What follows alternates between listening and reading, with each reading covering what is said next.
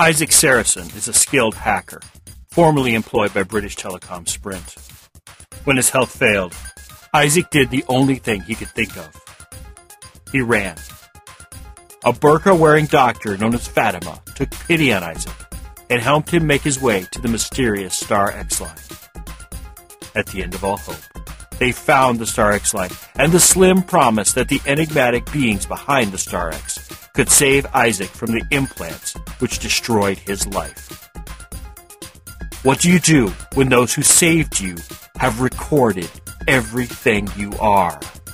What do you do when your every action is tracked by the Keylogger? Colbyjack.net is proud to present Firmware Keylogger, the third installment of Firmware by Colbytrax.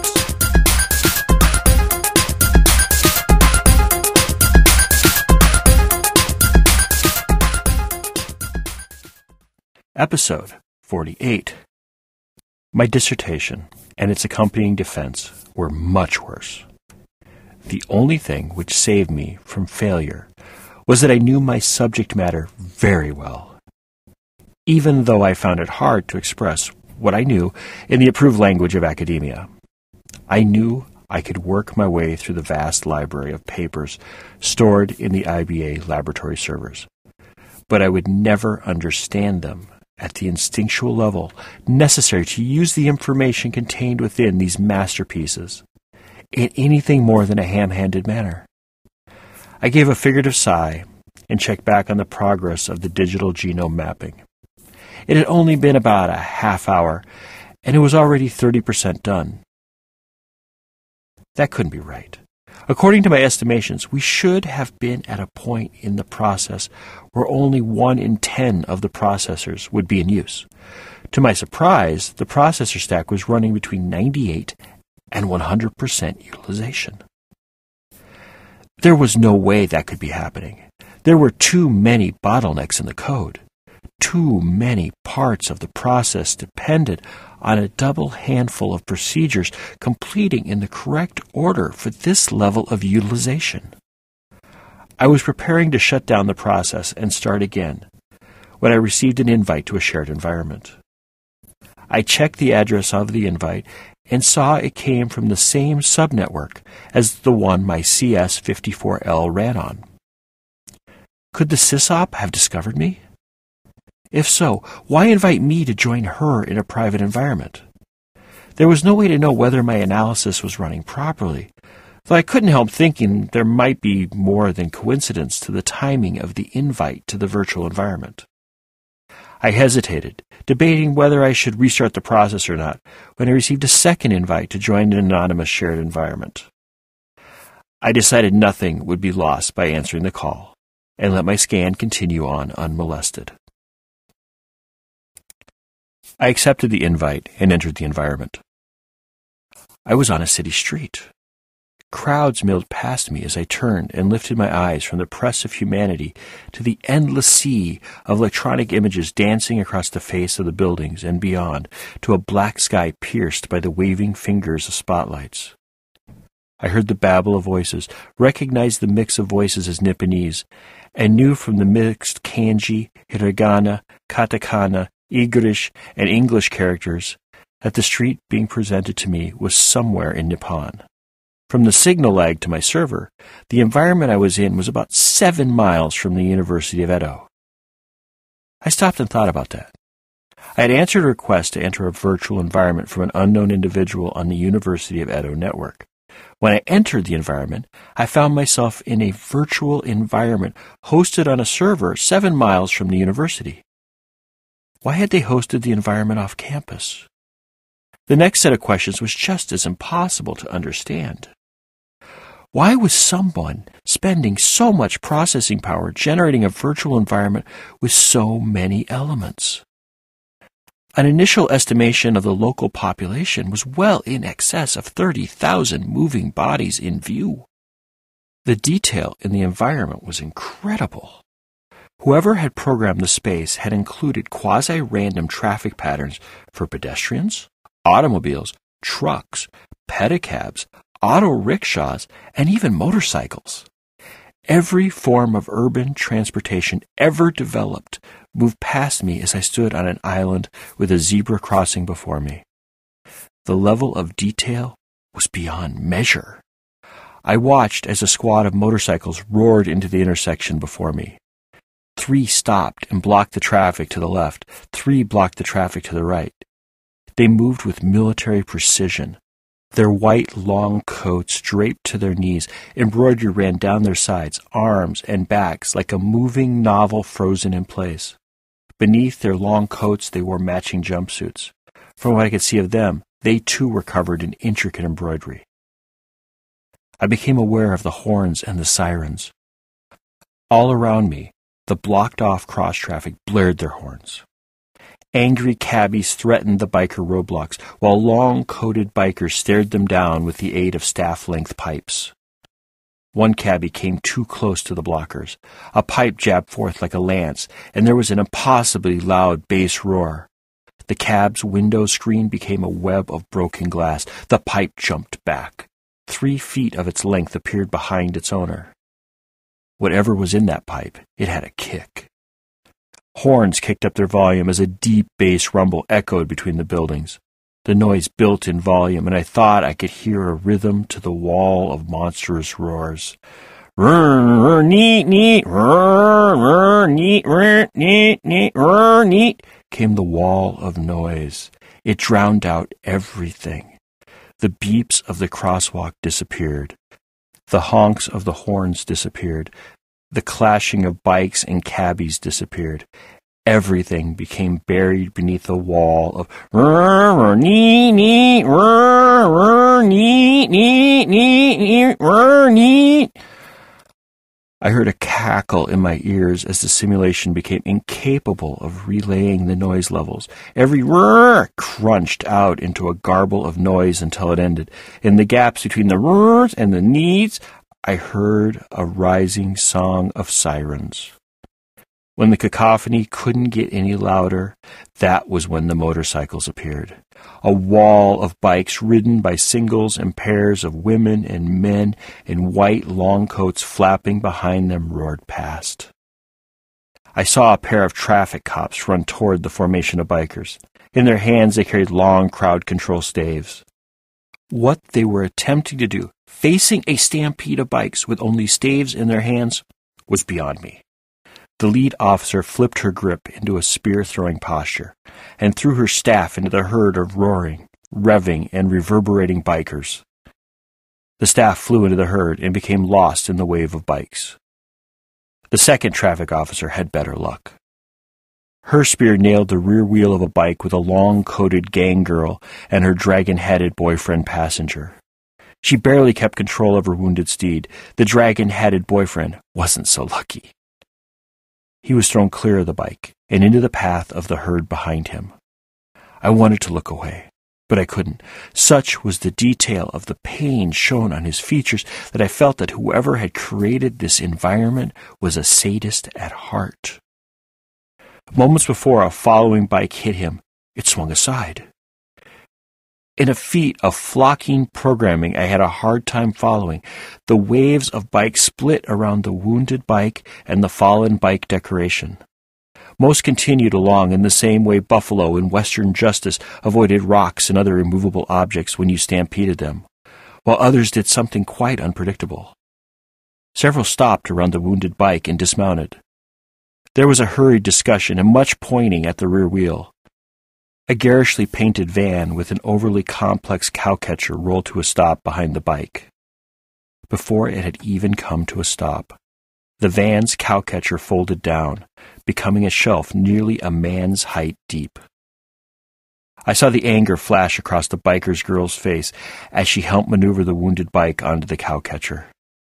She had just shoved her bike roughly onto the van's front when a commotion snapped her attention toward her temporarily forgotten passenger.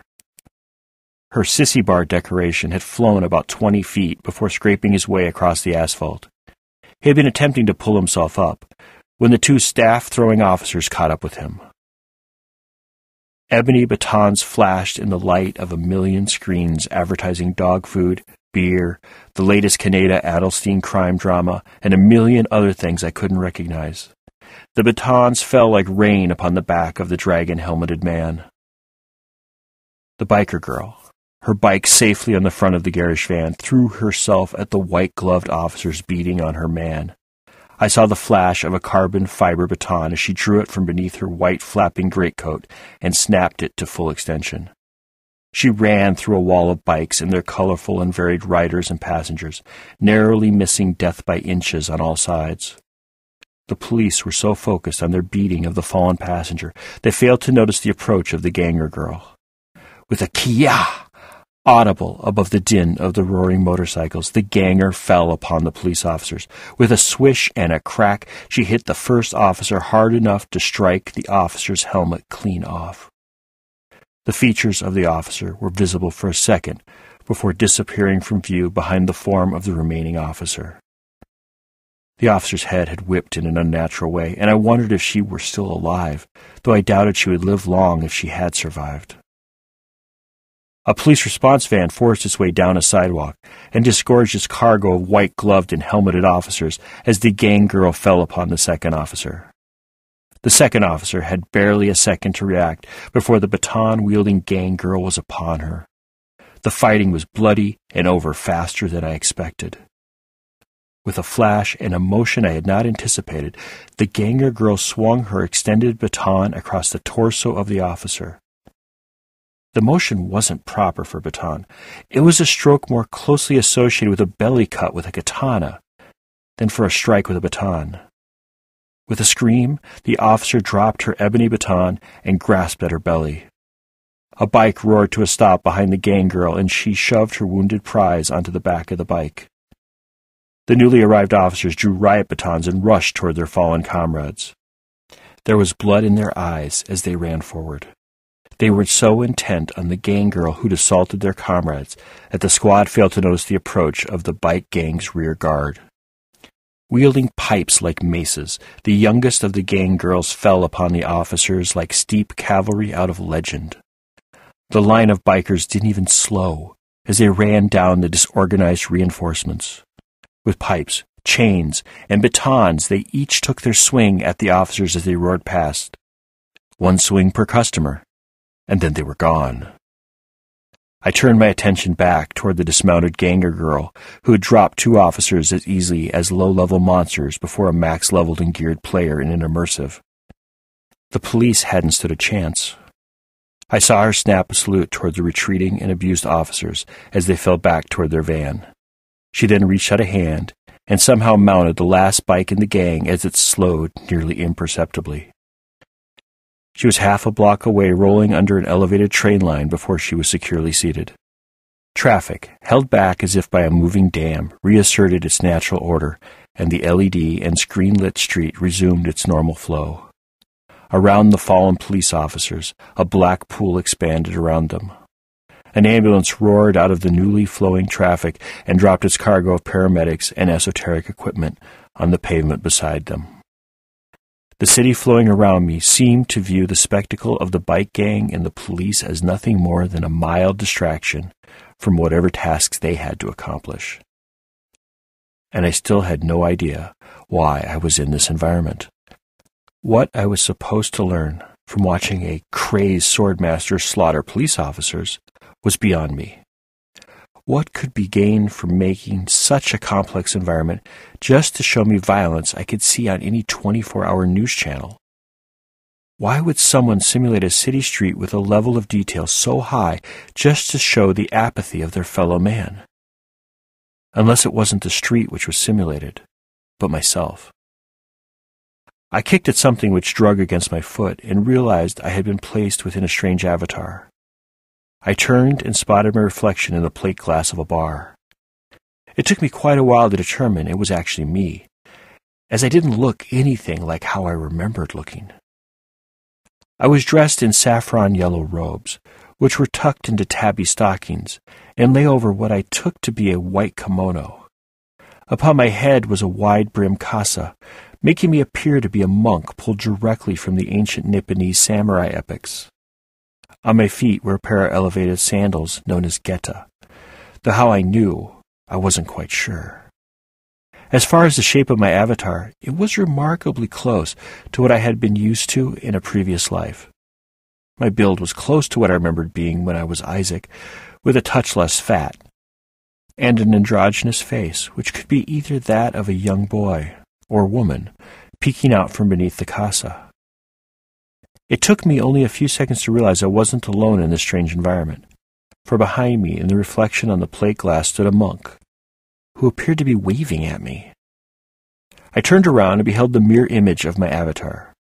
Well, not a complete copy of myself, for the other monk had just enough difference in face and form to be easily taken for a brother, and not a twin. The monk smiled at me, and I knew that this one was the reason I was inside this simulation of a stylized Nipponese city. "What is this all for?" I asked as I motioned to the city around us. The monk laughed a deep belly laugh, the kind of laugh one associated with the laughing Buddhas sold in Chinatowns and little Tokyos the world over. When he spoke, his voice was tender and deep, with just a hint of reproach. "That is the big question, isn't it? Why are we here? Where are we going? What is life? These questions are at the heart of all our discontents."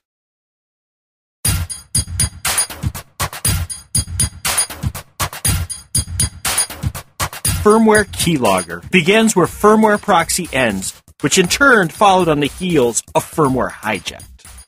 Firmware Hijacked, Proxy, and Keylogger are all available in ebook versions from our store at shop.Colbyjack.net, Amazon.com, BarnesandNoble.com, and Smashwords.com. Just search for Colbytrax. That's Colbytrax. I'm the only one. A complete audiobook version of both Firmware, Hijacked, Proxy, and soon Keylogger is available for download through our shop as well. If you don't need any stuff, but would like to support our work, drop on by Colbyjack.net and hit the pretty little donate button conveniently located on the right-hand side of the blog roll. Firmware Keylogger is released under a Creative Commons, non-commercial, attribution, share-alike license. Do what you want with it. Just don't sell it, and always tell people where it came from. If you received this from a friend and want more information about Colbyjack.net and our split personality website, just drop on over to Colbyjack.net and select either the audio or visual side. The audio side carries our podcast, while the visual side carries our writings. Whichever side catches your fancy is fine with us. We're of two minds about the whole thing anyway. I do mostly Twitter, so if you do the tweets and want to follow me, I'm Colbytrax. That's Colbytrax. Thank you once again. Remember to be fabulous and have a wonderful week.